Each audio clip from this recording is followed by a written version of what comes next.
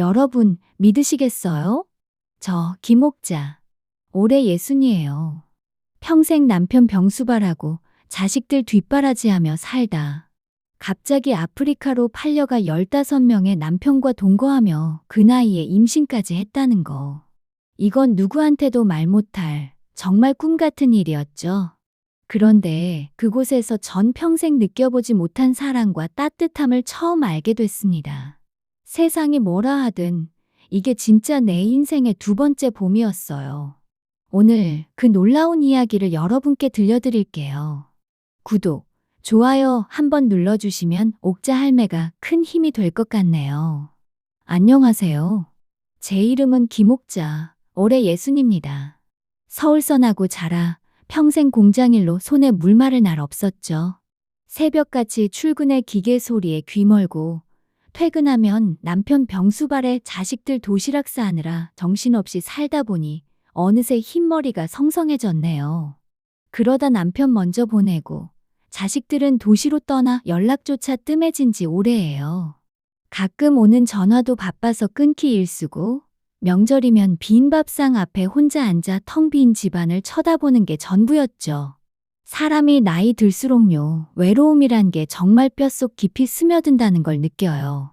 하루 종일 누구 얼굴 한번 볼 일 없는 집 안에서 달그락거리는 시계 초침 소리만 귀에 남고 해 질녘이면 창가에 부딪히는 바람에 낡은 커튼이 펄럭이는 걸 멍하니 바라보다 깜빡 잠들곤 했죠.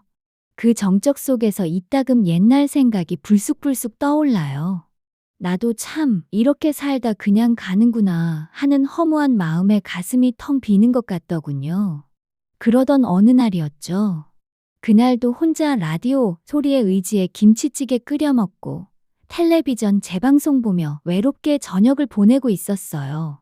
우연히 스마트폰을 뒤적이다가 아프리카 마사이 마을 체험이라는 여행 광고를 본 거예요. 처음엔 그냥 지나치려다가 문득 이런 생각이 들더군요. 나도 어디 한번 가보고 죽어야지. 평생 남의 눈치 보며 살아온 인생, 내가 하고 싶은 거 한번 해보자 싶었죠. 그렇게 아무 계획 없이 충동적으로 카드 긁고 신청했어요. 그게 내 인생의 첫 해외여행이 될 줄이야. 비행기를 3번이나 갈아타고 비좁은 좌석에서 잠도 못 자며 꼬박 하루 넘게 날아가고 다시 흙먼지 풀풀 날리는 지프차를 타고 덜컹덜컹 몇 시간을 더 달려 도착했죠. 마사이 마을 입구에 들어서자 붉은 천을 두른 마사이 청년들이 삐쩍 마른 나뭇가지로 만든 울타리 앞에 줄지어 서서 전통춤을 추며 우릴 맞아주더군요. 청명한 북소리와 함께 까무잡잡한 피부의 청년들이 땅을 박차며 높이 뛰는 모습, 코끝을 스치는 풀내음, 숨막힐 듯 따가운 햇살. 그 풍경에 겁이 나기도 하고 설레기도 하고 내가 태어나 처음 본 세상이라 심장이 쿵쿵 뛰더군요.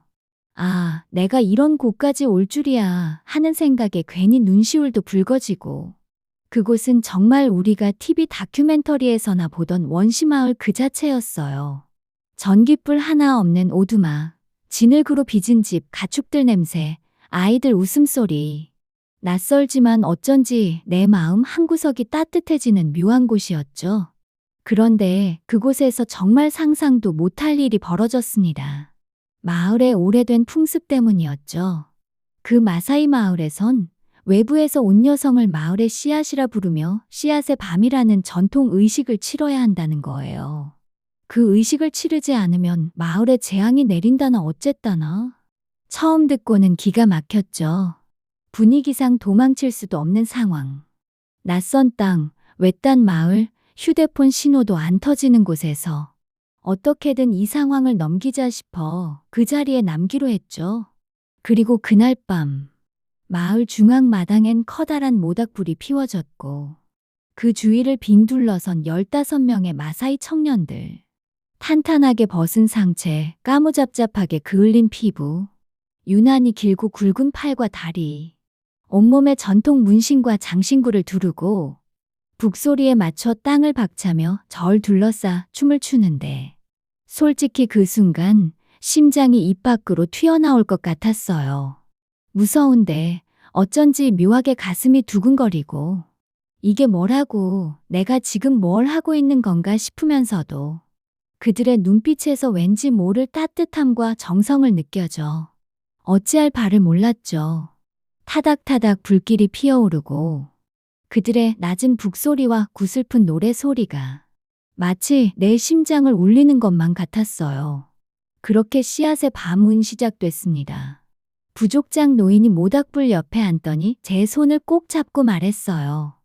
옥자 씨, 당신은 이 마을의 여신이 될 것입니다. 오늘부터 이곳에 씨앗을 품고 15명의 마사이 청년과 함께 살아갈 것입니다. 처음엔 귀를 의심했죠. 농담이겠거니.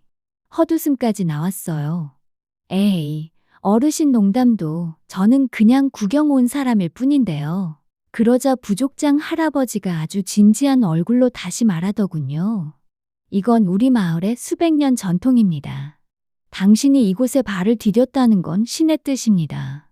옆에 있던 마을 노인들과 여인들, 청년들까지 모두 고개를 끄덕이며 여신이다, 복을 가져다 줄 어머니 하며 제 이름을 부르는 거예요. 순간 등골이 서늘해졌어요. 그런데 이상하게도 그 사람들 눈빛이 어디 하나 음흉하거나 차갑지 않고 왠지 모르게 따뜻하고 진심 어린 존중과 기대가 섞여 있었죠. 결국 선택권 따위 없는 상황. 그렇게 저는 15명의 마사이 청년과 함께 작은 흙벽 오두막에서 동거를 시작하게 됐습니다. 처음 오두막 문을 열고 들어갔을 땐 지프로 엮은 침상과 벽에 걸린 동물 가죽, 구석에서 장작 타는 냄새, 까무잡잡한 청년들의 깊은 눈빛이 온몸에 소름처럼 번졌죠. 두려움도, 낯섦도, 어쩌면 그동안 느껴보지 못한 설렘과 긴장이 묘하게 뒤섞여 심장이 쿵쿵 뛰었어요. 내가 지금 뭘 하고 있는 거지? 한편으론 평생 남 눈치만 보고 아등바등 살아온 내 인생에 이런 날도 오는구나 싶고, 세상이 뭐라 하든 이곳에서만큼은 누군가의 귀한 여신이 되어 가족처럼 살아보자. 그렇게 마음을 다잡았죠. 처음엔 정말 두려웠어요. 낯선 땅, 낯선 사람들과 함께 살아간다는 게 얼마나 막막한지 몰랐죠. 언어도 다르고 문화도 달라서 소통조차 쉽지 않았어요. 하지만 시간이 지나면서 그들의 따뜻한 마음이 조금씩 느껴지기 시작했어요. 매일 아침이면 누군가는 장작을 패서 난로에 불을 지펴주었고, 목이 마르면 청년 중 한 명이 조용히 나를 따라가 깨끗한 우물물을 길어주었죠. 병들고 아픈 내 다리를 본 어느 청년은 조심스레 손으로 다리를 어루만지며 말없이 이름을 불러줬어요. 옥자 어머니. 그 부드러운 목소리에 마음이 녹는 듯했죠. 그들의 진심 어린 배려와 다정함에 점점 마음의 문이 열렸고 외로움과 두려움이 조금씩 사라졌답니다. 이제는 그들과 함께하는 하루하루가 기다려질 만큼 소중한 시간이 되었어요. 그러던 어느 비오는 밤이었어요. 빗소리가 지붕을 두드리는 가운데 불가 옆에서 첫째 남편인 무아카가 조용히 내 손을 잡았죠. 옥자, 당신은 우리 마을에 내려온 축복이에요.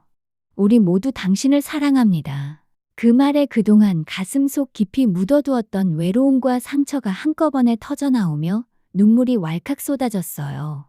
평생 남편에게서조차 듣지 못했던 진심 어린 사랑의 고백이었으니까요. 그날 이후로는 매일 밤이 기다려졌죠.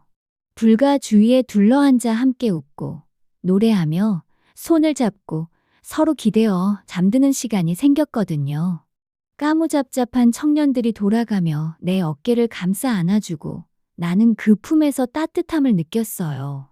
외로운 할매가 아닌 이 마을의 귀한 어머니로 살아가는 기적 같은 순간이었답니다. 그러던 어느 날 갑자기 속이 울렁거리고 몸이 무거워지는 걸 느꼈어요. 처음엔 피곤해서 그런가 싶었는데 시간이 갈수록 점점 심해졌죠. 걱정이 되어 마을의 샤먼을 찾아갔습니다. 그는 고요한 눈빛으로 저를 바라보더니 조심스레 배를 만지며 말했어요. 축복받은 자여, 당신은 새로운 생명을 품었습니다. 그 말에 한동안 말문이 막히고 정신이 아득해졌죠. 예순이 넘은 나이에 그것도 이 낯선 땅에서 임신이라니 믿기 어려웠어요. 하지만 놀랍게도 마을 사람들은 저를 진심으로 축하해 주었어요. 남녀노소 할 것 없이 춤을 추고 노래하며 마치 큰 경사가 난 것처럼 마을 전체가 들썩였죠. 사람들은 저를 여신이라 부르며 존경과 사랑을 표현했어요. 매일 아침이면 신선한 과일과 염소고기를 바치며 정성스레 돌봐주었고, 마음씨 착한 청년들은 언제나 제 곁을 지켜주었답니다. 몇 달 뒤, 저는 건강한 사내아이를 낳았어요. 까만 피부에 큰 눈망울, 복슬복슬한 머리카락을 가진 아이. 마을에선 마카나라 이름 지어줬고, 이 아이는 마을의 축복이자 미래라며 부족 전체가 경사로 여겼죠. 그때 대사관에서 구조대가 찾아왔지만 전 그들에게 말했죠. 여기가 내 집입니다. 나 여기서 살겠습니다. 그 이후로 전 15명의 남편과 아들 마카나와 함께 마사이 마을에서 매일 해 뜨면 들판에 나가 일하고, 해지면 불가에 둘러앉아 노래하고 밤마다 서로를 안아주며 그렇게 살아갑니다. 이곳에서의 삶은 외롭지 않아요. 그리고 이제야 진짜 사람답게 사는 것 같아요. 살다 보면 사람 인생 어떻게 될지 모른다 했죠. 여러분, 절대 포기하지 마세요. 언제 어디서든 어떤 나이든 인생은 다시 피고 사랑은 찾아옵니다. 저 김옥자, 예순의 인생의 두 번째 봄을 맞이했습니다.